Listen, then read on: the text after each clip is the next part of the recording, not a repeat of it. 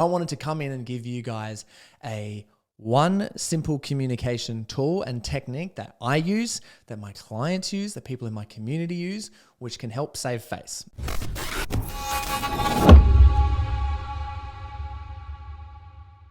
Common situation I'm seeing happen everywhere.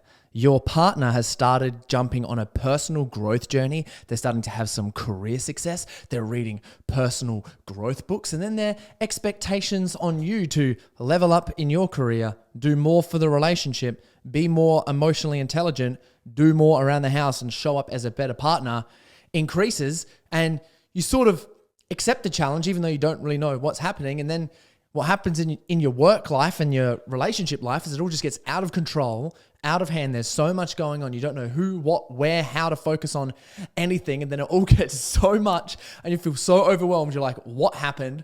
I just want to burn all of this down to the ground. So I'm seeing this happen everywhere. Like the last 5 people who have jumped onto my Set the Standard community, which is a men's personal development program, have all had this exact situations, and their wives or their partners have been like, go and see Corey, to go sort you out. And most of the time, these people are like either crushing it in business or they don't know what to do with their business and they know they want to be doing something. However, she's started to take the first steps. Quite commonly, the partner is also in the business as well somehow. And they're like, look, you need to go and sort your stuff out because I'm doing this, I'm learning these things, I'm learning how to communicate. And then you go and learn to communicate. And then being in that position for you, it's like you're coming to these questions and they're using all these terms and like projections and identity and shadow work and consciousness and all these different like words that you may not be aware of. And they're like, what do you think about that? Have like this expectation. You're like, sorry, well, I don't know anything about that right now. What's happening here?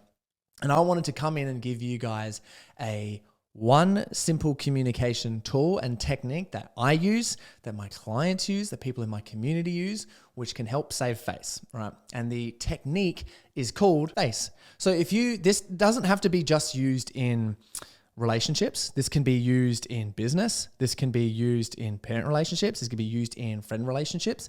And just having this imprinted into the back of your brain on a regular basis can help you get to the position where you show up as a way stronger leader, as someone who has more confident, more power, and more trust to handle difficult conversations.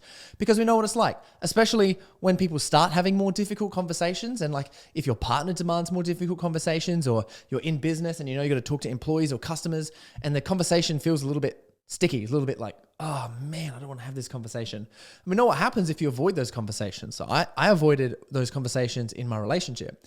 In a relationship that I had previously to the one that I'm in now, I remember like, I was come to that point where I was focusing on a business. She did not understand what I was trying to do. I'm like, hey, I'm trying to create an empire. And I felt like I had no support.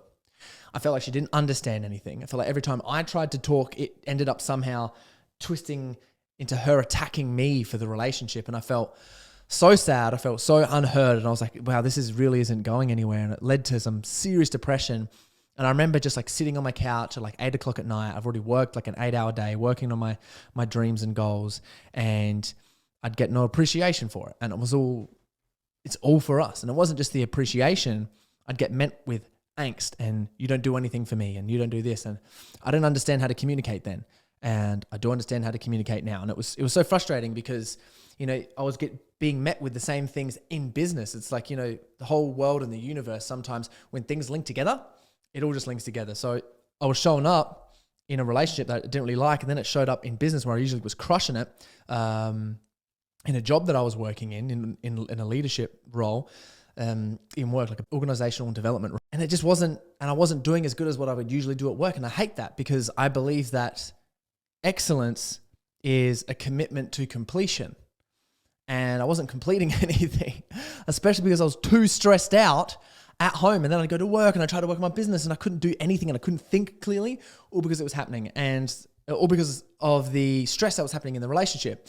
And we ended up breaking up, and it was a good breakup, believe it or not. However, it was really emotionally challenging because it was like 3 to 4 months of pure hell until I decided what I really wanted. And now I don't have any of those situations in my relationship. In my relationship right now, I am so supported. I am encouraged to work. I am heard when I want to talk about business and work. I have complete support for my mission, and also my relationship is understood that for me, that comes first. Second comes the relationship. Although she's the highest priority in my life out of everything else, my mission still comes first, regardless. And there's plenty of times and situations where it comes down to crunch time mission or a little bit of crunch time in a relationship. And I'm like, sorry, I got to put some boundaries in here. I have to focus on this.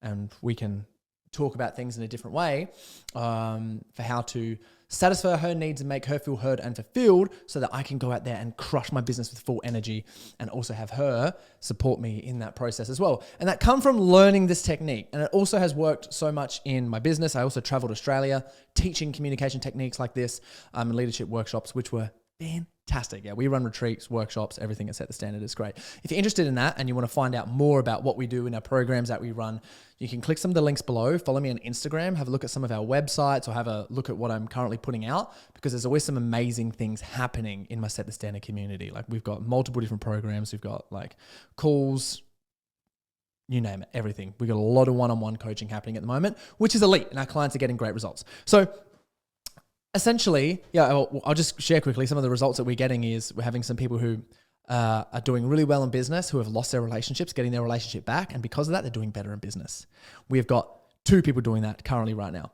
We also have someone else who is in the situation where they're in business with their brothers. And because they're learning these techniques and they're using them in relationships with the parents and with their partner, now using them with their brothers, they're stepping up in more of a director role, taking over the business specifically in that area as well. And then we've also seen people just getting really motivated, learning these skills and learning something new, go out there and double their business revenue. And it's just happening on a consistent basis. Like, it's pretty insane. So what I'm going to teach you is a communication technique called FACE, right? So essentially when we think about it, we can think about a face. And the first thing we look at a face is the eyes. So it's like what you can see. The second part of the face is looking at the expression. What emotions are happening on the person's face? The second thing is using your mouth to clarify what the other person has said and what you have said, and then opening your ears after you ask a question to listen. So essentially, the best way to explain it is F for face is focus on the situation. 2 is A, and that is acknowledge thoughts and feelings by looking at the expressions on the face. C is clarify responsibilities using your mouth. And then E is engage with a question. So ask a question, open your ears. So what that would sound like if you're in a difficult conversation with your partner is, let's say you have come home, you're on your phone, and she's got these expectations and wants a little bit more love there, and you're doing a bit of work on your phone, and she gets angry at you for it. Or it could be vice versa. It could be you're on the phone, you're doing something, and he comes home and he's angry at you for being on your phone. You're like, what the hell?